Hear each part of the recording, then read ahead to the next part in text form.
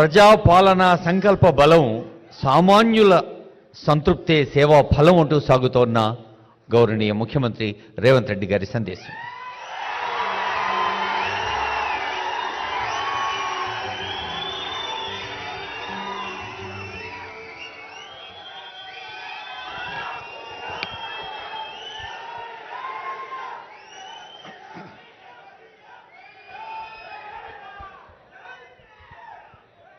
సభాధ్యక్షులు మంత్రివర్యులు శ్రీ జూపల్లి కృష్ణారావు గారు తెలంగాణ రాష్ట్ర ప్రభుత్వం తరఫున పద్మవిభూషణ్ పద్మశ్రీ అవార్డు గ్రహీతలను సన్మానించాలన్న ఆలోచన చేసి పెద్దలు వెంకయ్య నాయుడు గారితో మాట్లాడి ఈ సన్మాన కార్యక్రమాన్ని ఏర్పాటు చేయాలని ఆలోచన చేసి మా మంత్రివర్గ సహచరులతో ఉప ముఖ్యమంత్రి వర్యులు బట్టి విక్రమార్క గారితో మాట్లాడి రాష్ట్ర ప్రభుత్వం ఈ కార్యక్రమాన్ని ఏర్పాటు చేయడం జరిగింది. ఈ కార్యక్రమంలో ఉప ముఖ్యమంత్రి వర్యులు బట్టి విక్రమార్క గారు, R&B అండ్ సినిమాటోగ్రఫీ మంత్రివర్యులు కోమటిరెడ్డి వెంకటరెడ్డి గారు, రెవెన్యూ శాఖ మంత్రివర్యులు పొంగులేటి శ్రీనివాసరెడ్డి గారు, సభాధ్యక్షులు జూపల్లి కృష్ణారావు గారు ఈ కార్యక్రమంలో ముఖ్య అతిథులుగా పాల్గొని పద్మవిభూషణ్ అవార్డు గ్రహీతలు తెలుగు ప్రజలు తెలుగు మాట్లాడే భాషా ప్రాంతాలలోనే కాదు, ఢిల్లీకి వెళ్ళినప్పుడు ఏ అవసరం ఉన్నా ఎవరినైనా కలిసి తమ మనసులో మాట చెప్పుకోవాలన్నా నిలువెత్తు తెలుగు విగ్రహం ముప్పవరపు వెంకయ్య నాయుడు గారిని ఈ సందర్భంగా రాష్ట్ర ప్రభుత్వం సన్మానం చేయడం అనేది మనల్ని మనమే సన్మానం చేసుకోవడం అంత గొప్ప కార్యక్రమం. అదేవిధంగా మీ అందరి అభిమాన నాయకుడు, గొప్ప నటుడు,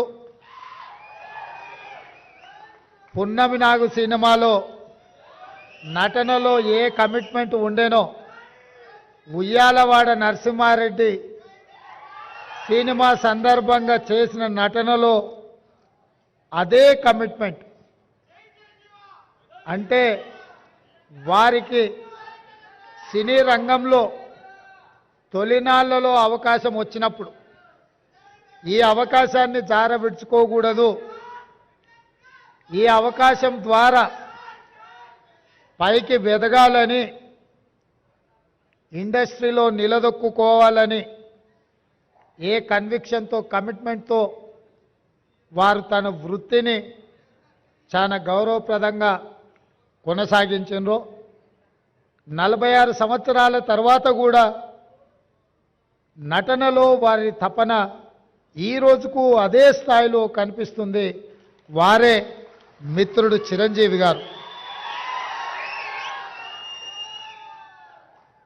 నేను చాలామంది నటులు నాకు చాలామంది తెలుసు, ఎందుకంటే చాలా సంవత్సరాల నుంచి ఈ ప్రాంతంలోనే ఉండడం వల్ల 2 సినిమాలు 3 సినిమాలు హిట్ కాగానే ఇంకా వాళ్ళంత గొప్ప నటులు లేరని, వాళ్ళకెవరు పోటీకి రారని భావిస్తుంటారు.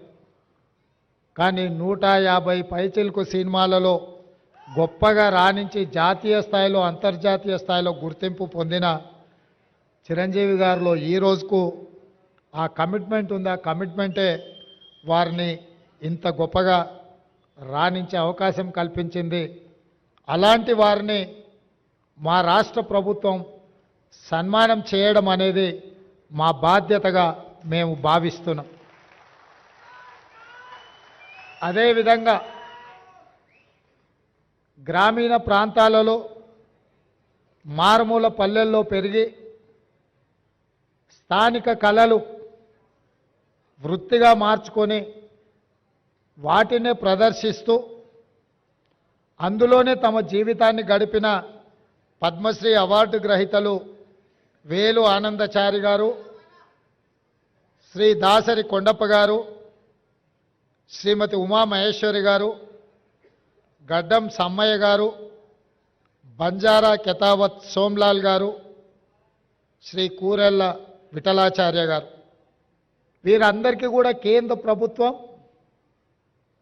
పెద్దలు వెంకయ్య నాయుడు గారు చెప్పినట్టు మట్టిలో మాణిక్యాలను గుర్తించి వెలికితీసి సానబట్టి వాళ్ళు రాణిస్తే ఈరోజు కేంద్ర ప్రభుత్వం వాళ్ళని గుర్తించి పద్మశ్రీ అవార్డులు ఇచ్చింది.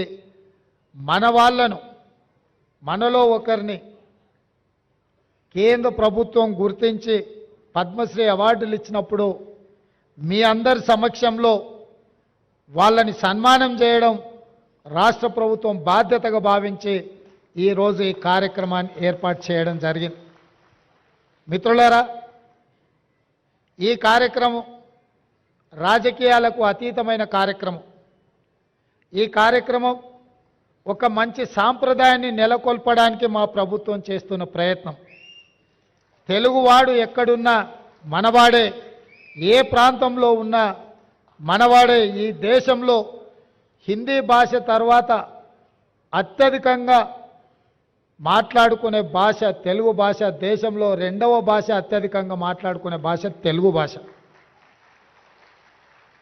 ఇవాళ మన భాష అంతరించిపోతుందేమన్న అనుమానం వస్తున్న సందర్భం. మన కవులు, కళాకారులు గ్రామీణ ప్రాంతాలలో సాంప్రదాయబద్ధమైన ఈ వృత్తులను వదిలేస్తే చరిత్రలో కనుమరుగవుతుంది.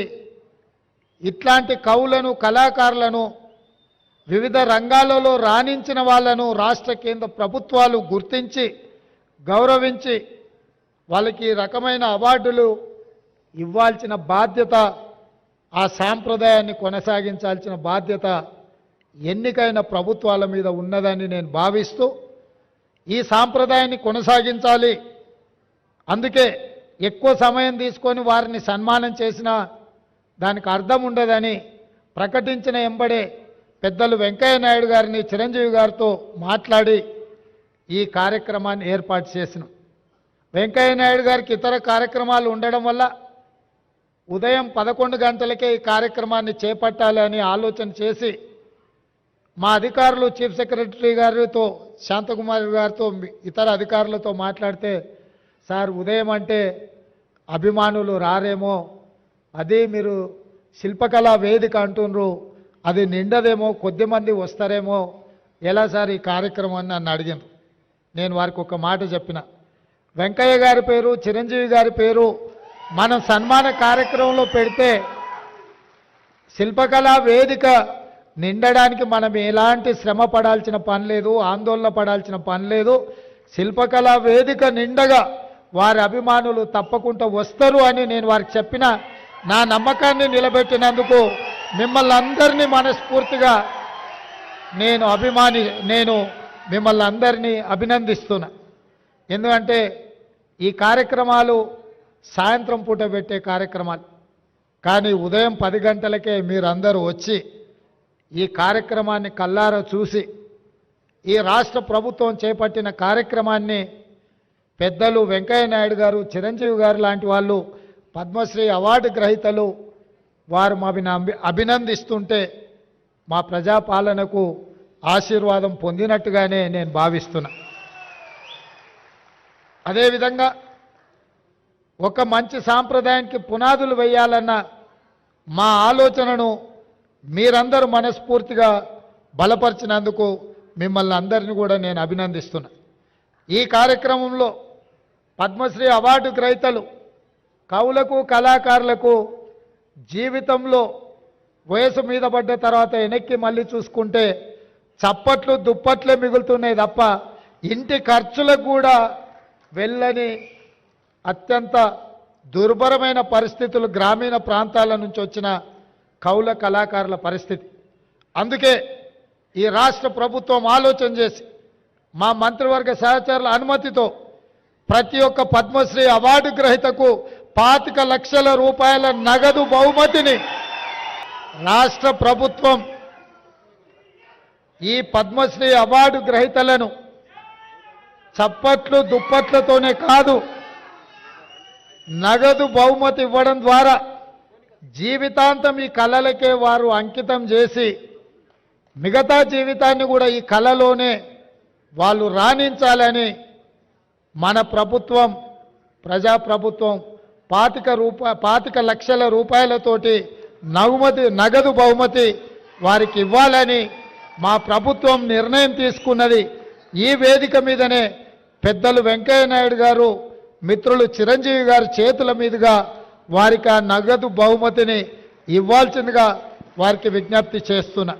అదేవిధంగా ఈ నగదు బహుమతితో పాటు ప్రతి నెల వారి ఖర్చుల కోసం, ఎందుకంటే వైద్యము ఆరోగ్యము ఖరీదైంది, ఇంట్లో చిన్న చిన్న ఖర్చులు కూడా ఈరోజు పెరిగిపోయినాయి. అందుకే ప్రతి నెల ఈ కవులకు కళాకారులకు 25,000 రూపాయల పెన్షన్ ఇవ్వాలని కూడా ఈరోజు, ఎందుకంటే వాళ్ళు నిరుపేదలు. దాసరి కొండప్పని చూసిండు కదా, మా జిల్లా వాడు, నా పక్కనే దామరగిద్ద మండలం, అత్యంత పేద కుటుంబం నుంచి వచ్చిండ్రు. వాస్తవంగా మనం ఇట్లాంటి అవార్డులు రివార్డులు ఇవ్వాలన్నా వాళ్ళు అక్కడి నుంచి ఇక్కడికి కారులోనో కావలసిన వాళ్ళని తీసుకొని ఇంత దూరం రావాలంటే కూడా తవ్వ ఖర్చులు కూడా కష్టంగా ఉండే పరిస్థితులు. ఇట్లాంటి పరిస్థితుల్లో వీళ్లను గౌరవించడం, వారికి ప్రతి నెల 25,000 రూపాయల పెన్షన్ ఇవ్వాలన్న ఆలోచన మా పెద్దలు హనుమంతరావు గారి అనుమతితోటి వారికి ప్రతి నెల 25,000 రూపాయలు ప్రభుత్వం నుంచి పెన్షన్ లాగా వారికి ఇవ్వాలి అని చెప్పి మా ప్రభుత్వం నిర్ణయం తీసుకున్నది.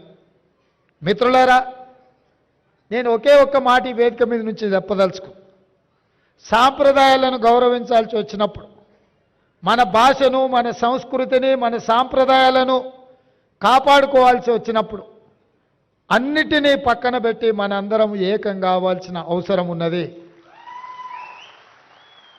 మనం అలా కలిసిపోయి కార్యక్రమాలను చేపట్టకపోతే కాలగర్భంలో మన భాష, మన సంస్కృతి కలిసిపోయి, ఒకప్పుడు తెలుగు భాష ఉండే, ఒకప్పుడు ఇలాంటి కవులు కళాకారులు ఉండే అని లైబ్రరీలో చదువుకునే పరిస్థితులు వస్తాయి. అలాంటి పరిస్థితులు రాకుండా ఉండాలి అని అంటే రాజకీయాలకు అతీతంగా సాంప్రదాయాలను కాపాడడానికి మనమందరం కూడా కృషి చేయాల్సిన అవసరం, బాధ్యత ఉన్నది అని చెప్పి నేను భావిస్తున్నా. తప్పకుండా పెద్దలు వెంకయ్య నాయుడు గారు చెప్పకనే కొన్ని అంశాలను వారు ప్రస్తావించారు. ఎందుకంటే నేను విద్యార్థి దశ నుంచి, వారు మాకు బాగా తెలుసు, వారి దృష్టిలో విద్యార్థి దశ నుంచి నేను ఉన్నప్పటి నుంచి కూడా వారి దృష్టిలో నేను ఉన్నాను. అక్కడి నుంచి ఇక్కడి వరకు రాజకీయ పరిణామ ఎదుగుదల వారు చూస్తూనే ఉన్నారు.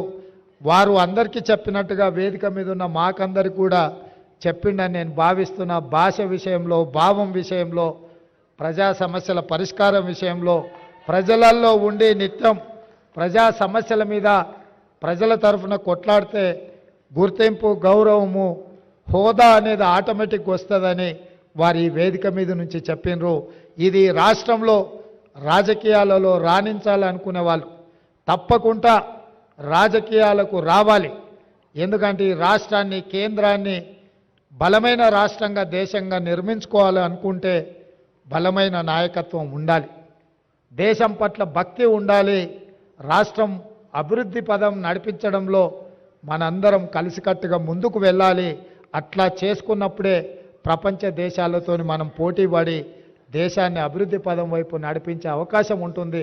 తప్పకుండా మీ ఆలోచనలు, ఎందుకంటే 1978లో విద్యార్థి దశ నుంచి మీరు మొదటిసారి ఎమ్మెల్యేగా ఎన్నికై కీర్తిశేషులు జైపాల్ రెడ్డి గారు అంతకంటే ముందే 3 సార్లు ఎమ్మెల్యేగా అయినా మీరిద్దరూ ఆనాటి ఉమ్మడి ఆంధ్రప్రదేశ్లో జంట కౌలలాగా ప్రతిపక్షంలో ఉండి పాలకుల మీద పదునైన భాషతో, భాషలో పదును ఉండాలి, సమస్యను సృష్టించే విధంగా ఉండాలి.